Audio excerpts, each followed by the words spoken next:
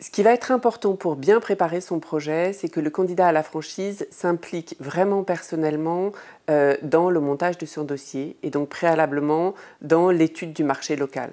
C'est important qu'il soit à même de la présenter au banquier, de bien la défendre. Donc qu'il se soit lui-même impliqué dans cette réalisation d'études, qu'il soit allé voir, qu'il ait étudié la concurrence localement, qu'il ait bien déterminé effectivement les circulations autour de son local d'implantation.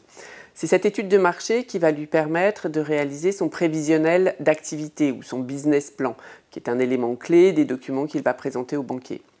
Ce prévisionnel d'activité va être réalisé avec l'aide de l'expert comptable, bien évidemment. C'est important d'être accompagné par un expert comptable et idéalement par un expert comptable qui connaît d'ores et déjà le mode de fonctionnement de la franchise. Ce prévisionnel d'activité devra être établi au moins sur les 3 premières années d'activité. Et il sera accompagné également du plan de trésorerie. Donc le plan de trésorerie, lui, est mensuel et devra être présenté au moins sur les 2 premières années d'activité. Le troisième document qui va être très important à présenter au banquier, ça va être ensuite donc le plan de financement.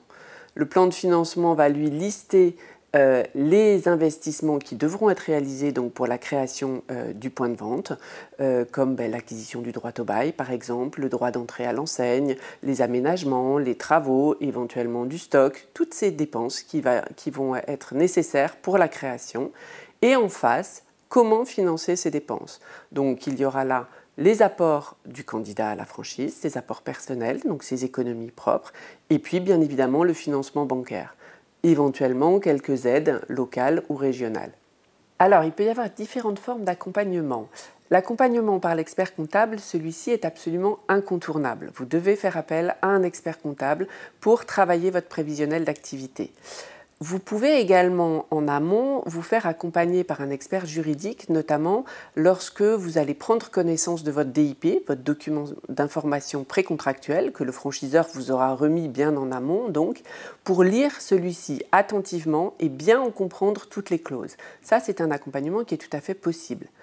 En revanche, être accompagné par le franchiseur lors du rendez-vous avec le banquier ne me semble pas souhaitable. Vous êtes un futur chef d'entreprise, vous êtes peut-être déjà entrepreneur, vous êtes normalement tout à fait à même de présenter votre projet et de le défendre auprès du banquier sans la présence du franchiseur.